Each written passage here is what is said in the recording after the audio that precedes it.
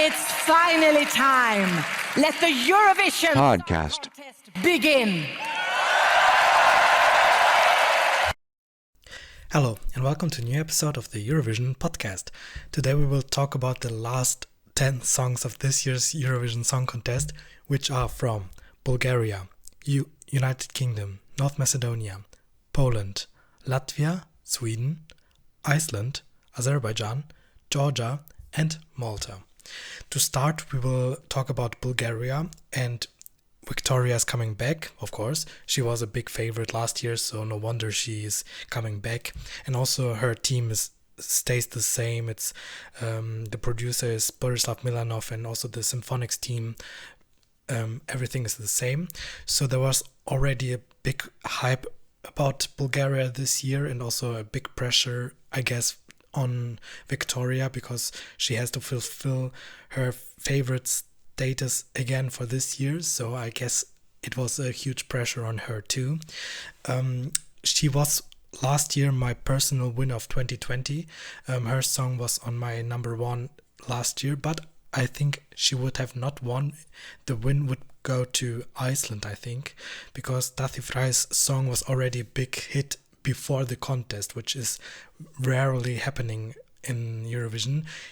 Usually the singers get the recognition after the contest. So for example, Netta became very big after her win, and also Conchita, and right now Duncan Lawrence with Arcade is a big radio hit in the US. So usually after the contest they get the recognition, but this year it's happening last year it happened even before. So I guess Iceland would be the winner, but Victoria is my personal winner last year. So I already had also some expectations about her, and the songs were not selected publicly, but I guess on their own or their team, I don't know. So they presented us 5 songs, and the first song was already a good start.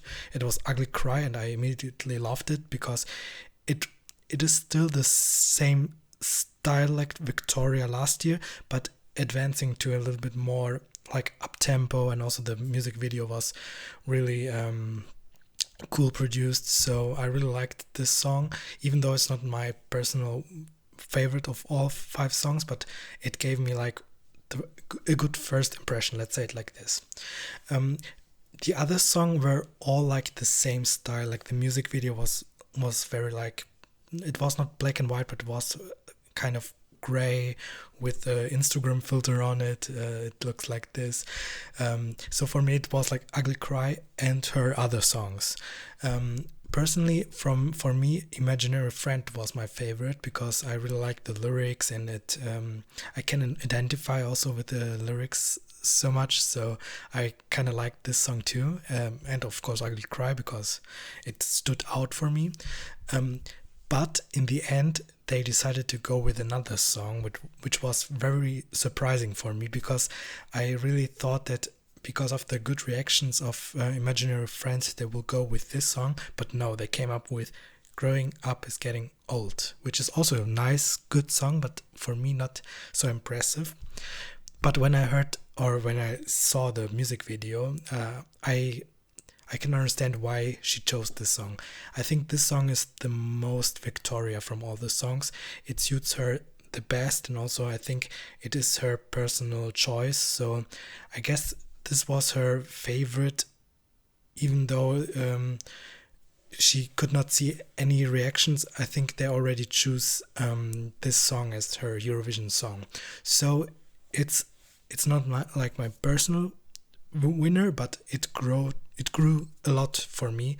So for me it will be another top 10 for Bulgaria. Qualification, of course. But a win, I'm not sure. Like last year I thought she could win, but this year she will manage to have a good result like Polygenova in 2016. So it will be a success for Bulgaria, which is also what I'm hoping for next year, that they still continue to come back. So please, Bulgaria, stay, because you are the best country for me. Like you happen to be like one of my least favorite countries, but since few years you are like one of my favorite countries. So please stay in the contest. Next one is the United Kingdom with James Newman and Embers. And sorry, last year his song was it gave me like a typical UK radio pop hit, which is played on the radio, but no one knows from who's the singer or who's the song, what is the song title. So this one was like okay last year, but nothing more, but also nothing less. So it was like, yeah, typical radio pop. So I did not have any expectations for this year too. Luckily they went with the same singer, because if you have not the chance to go last year, you should go for this year. I mean, this is like you have to do it. It's unfair for the singer not to participate. So the BBC went again with James Newman, and his song was a pleasant surprise for me. Like I said, I had no expectations about his song, but when I heard it, like, it was, wow, this is very good for UK entry. It's still not like amazingly, it will not win, but I guess the UK will be not the last big 5 countries. So I think Germany and Spain will score a little bit less. So UK will stay in the 15th position, like I don't remember her name, but she was in 2017, this musical woman. So it will be, for UK standards, it will be a success. So thank you for improving this year. Next one is North Macedonia, and also Vasil is coming back. He had no chance last year, so of course he has to come back. And his new song, well, his last song, I was one of the few who really liked this, because it gave me like a tango vibe, and I never heard this on Eurovision, so for me it was already a big hit for me. And also the music video gave a lot of I could see what kind of staging he would go with, so it gave me really good feelings last year. So but this year, even the start of his music video, like where he's talking, I know it's very personal to him. It was, yeah, I guess I can feel how he felt when he heard the news about the cancellation. So yeah, we all know that, but please don't take these words on the stage, because it will come as very cheesy. So please just start with the song, don't talk before your song. So this is what I gave you as a advice.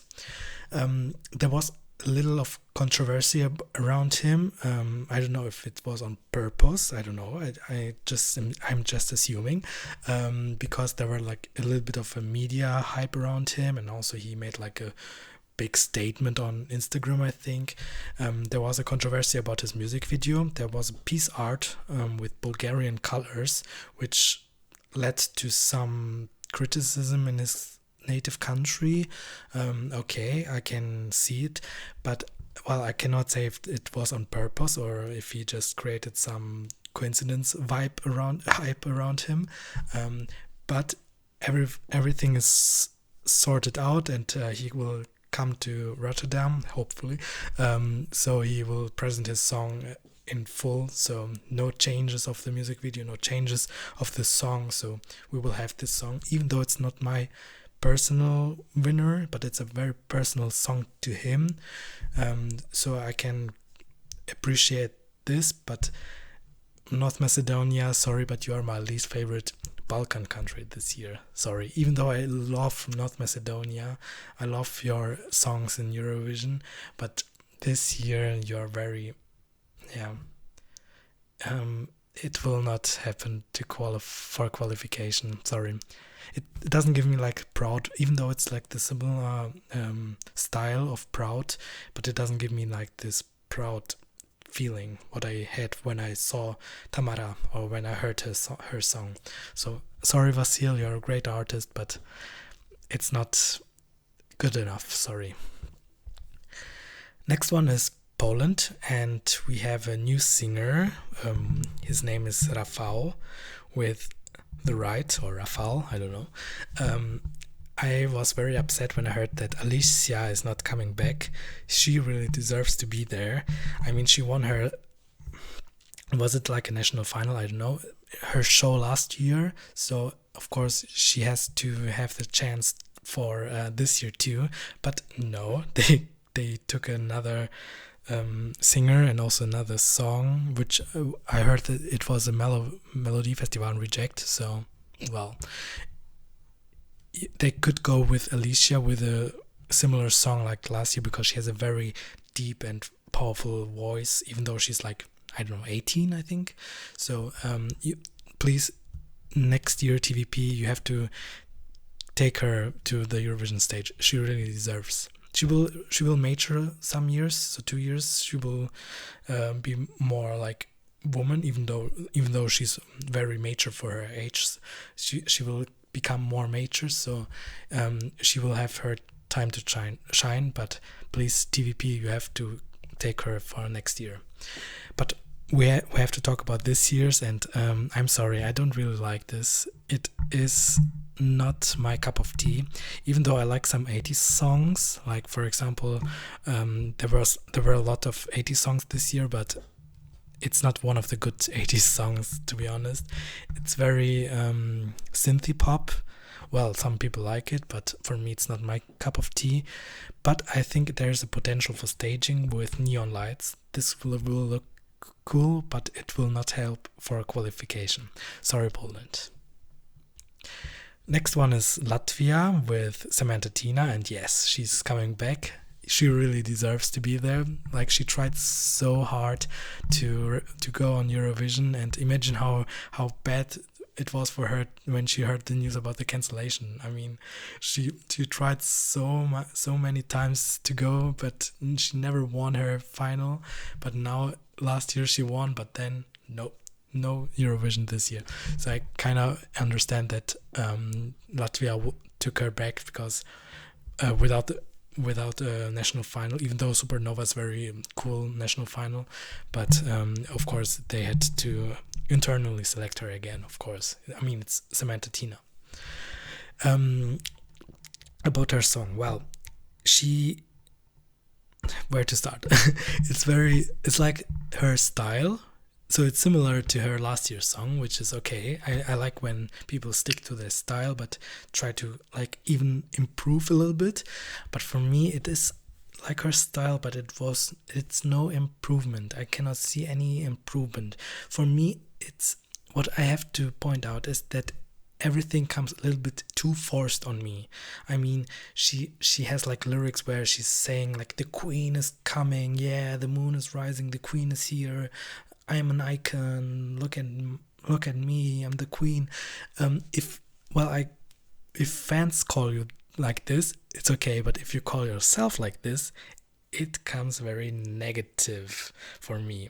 Like, you are not allowed to say it on your own. If people are saying this to you, well, I mean, you are a queen, yes, but if you say it like on your own, then it comes like a little bit too forced for me. It's stamping on me like, yes, you have to like me, I'm the queen. And also her gesture where she's like putting a crown on her, it's a little bit too much. I'm sorry. Like every third frame in this music video, she's doing this gesture.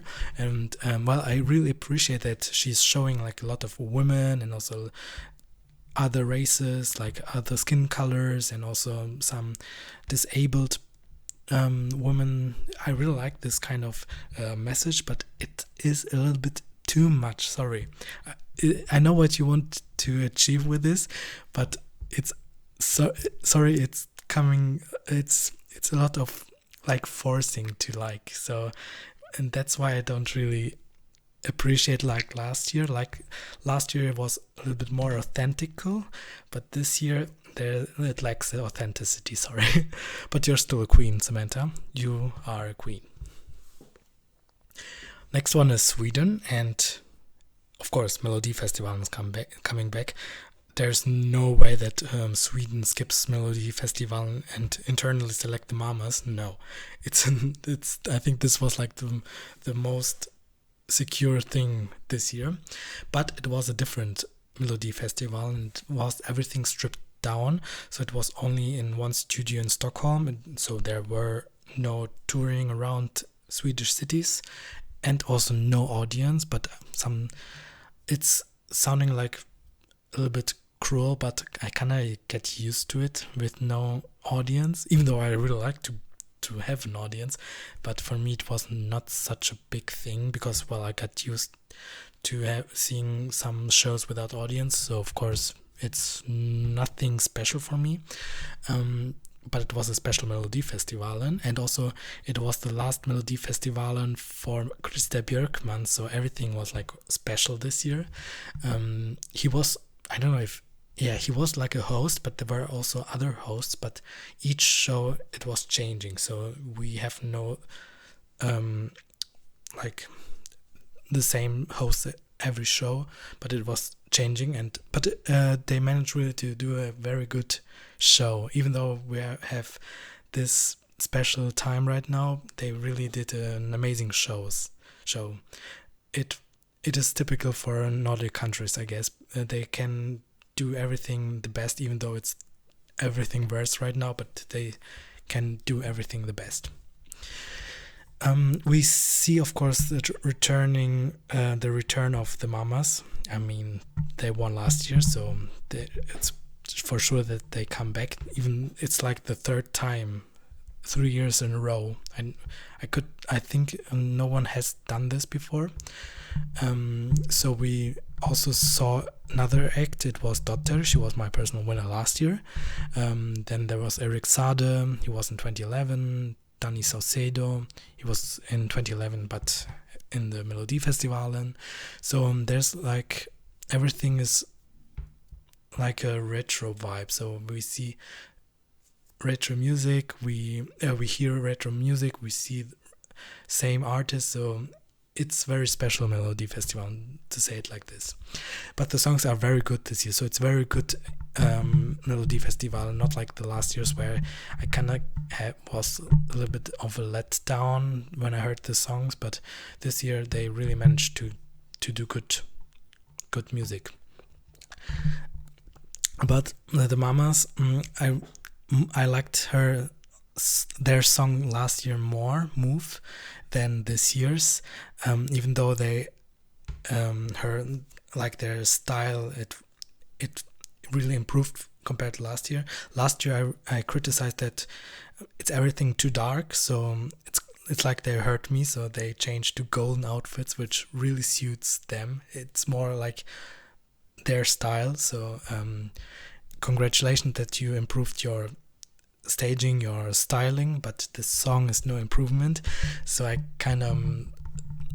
knew that they will not win. Daughter's song is also not like last year. Last year was better, but for me she is my personal winner. I really wish to be her just for the hashtag Dotterdam, not just for this, but also because I like her as an artist. But in the end, we saw a new face. It is Tusse with voices, and he was already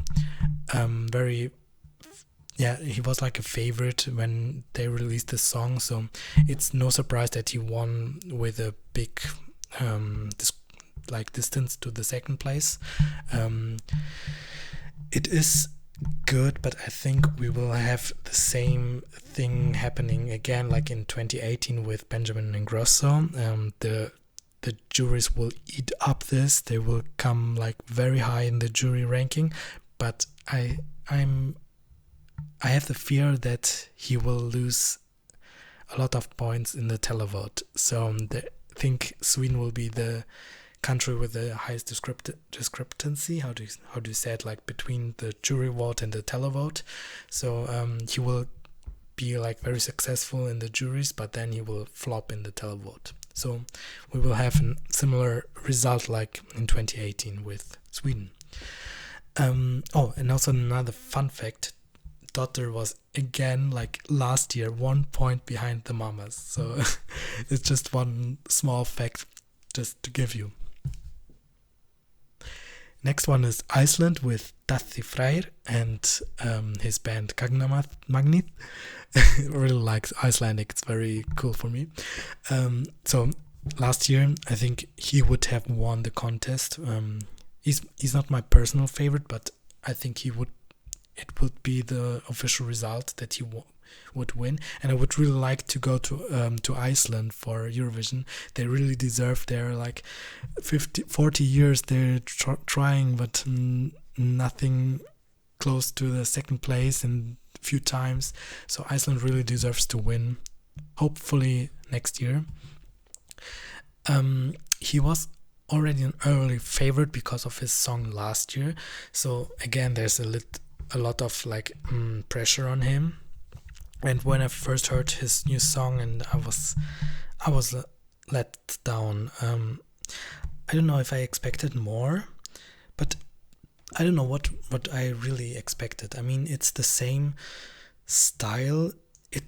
He keeps his style, but it's not as striking as last year.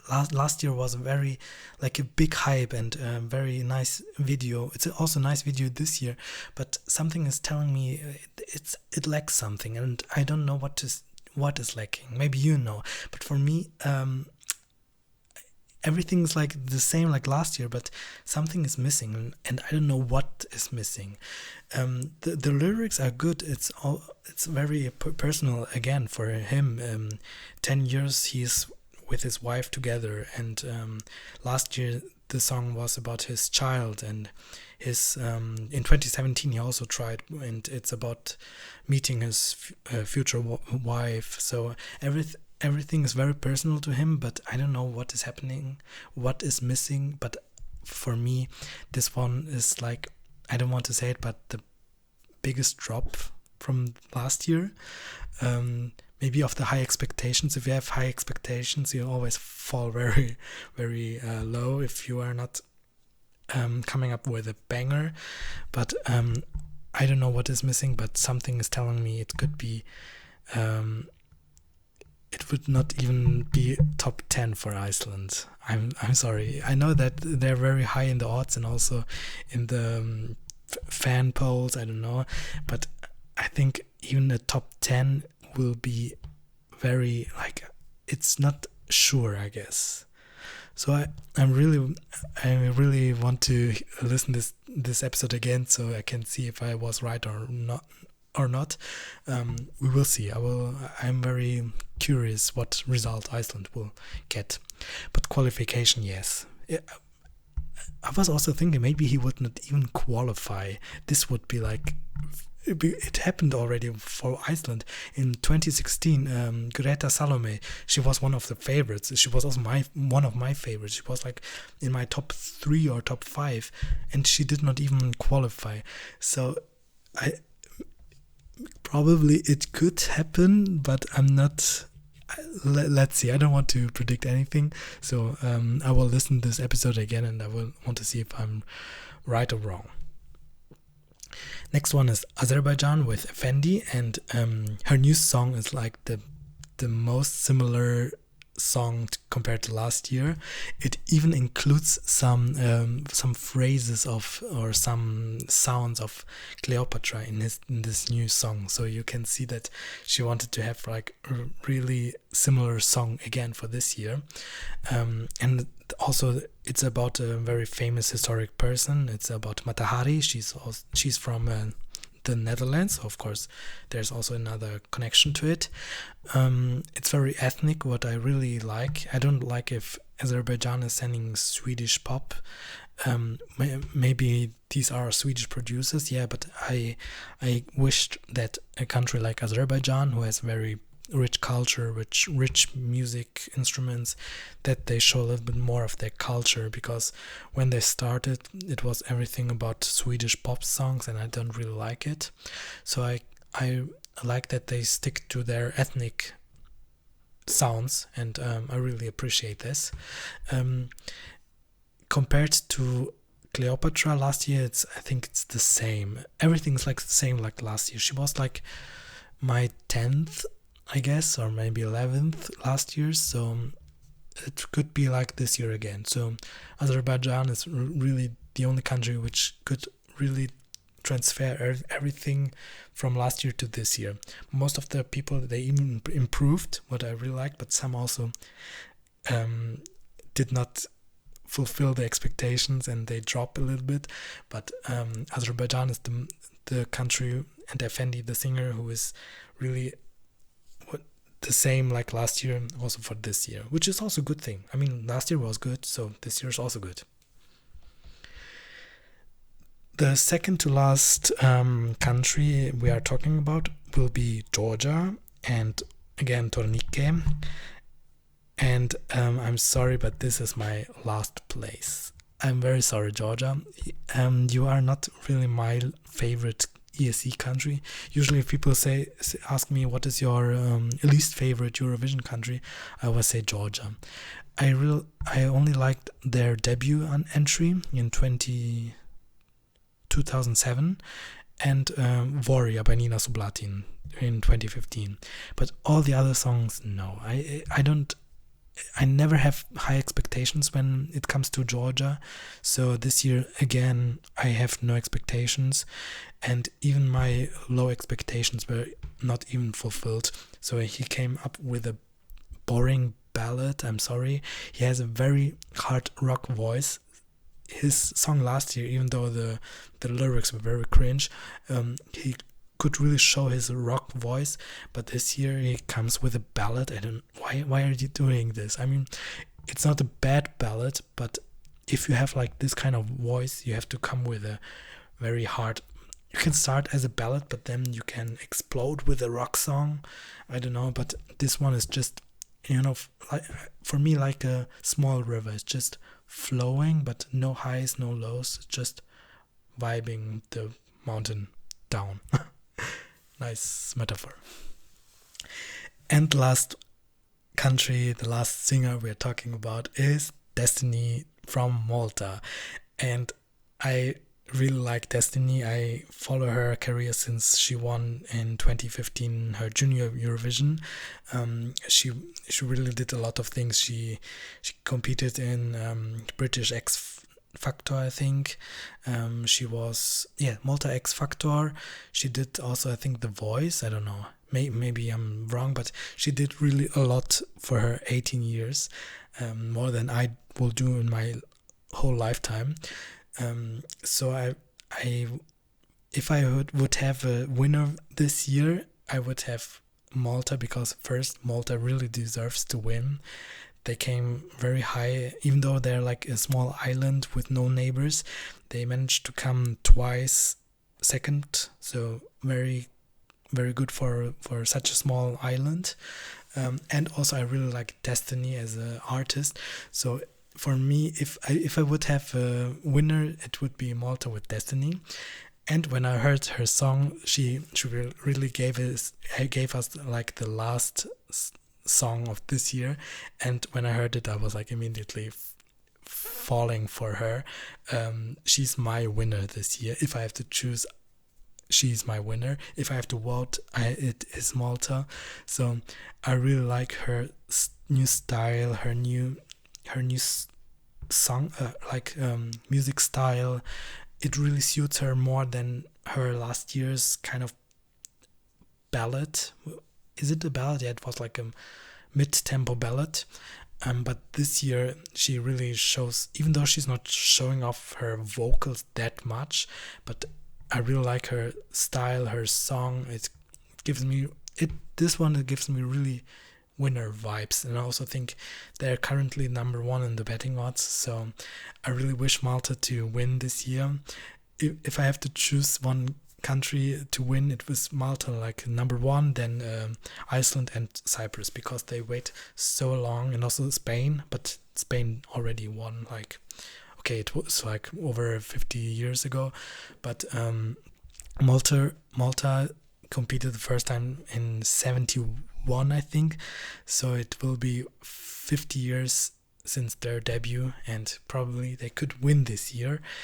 And also the last years, they gave us really quality. They even deserve to win last year, and not really last year, but in 2019 and 2018, 17. So I really wish that Malta will win. I hope I will go to Malta then next year. It would be very nice. It's very sunny there, very beautiful there. And I also like the message of the song because it's about female empowerment. So it gives me also like Netta vibes. She was also a very like a big favorite from early on. So everything ticks all the boxes. So it's a good message, good country, good singer. So for me, this is like the most deserving winner this year. And I hope that she wins. She really deserves. Destiny should go global. I think she's like our European Lizzo. So, but a little bit shyer than Lizzo. She has not this confidence, but maybe she's still young. I mean, she's 18. Come on, how will she be when she's like 21 or 22? She will be a big star. But first, you have to win the Eurovision Song Contest, and then you can make a career like Duncan Lawrence is doing right now. So this one is for me my winner, and what a good thing to conclude. We have heard now every song, and we analyzed all the songs, and it was a really long journey, but there are two songs or two countries which I did not talk about. It is about Belarus and Armenia, but I will think do a special episode because there are like some controversies around this, which is worth to talk about. So if you want to listen this next episode, please subscribe and follow me, and you can listen on Spotify, on Google Podcasts. So thank you for listening, and see you soon.